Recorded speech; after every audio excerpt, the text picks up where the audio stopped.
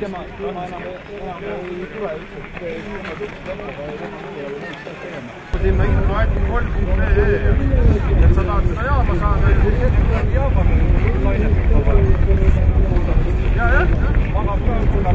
ta ei maga. Ei.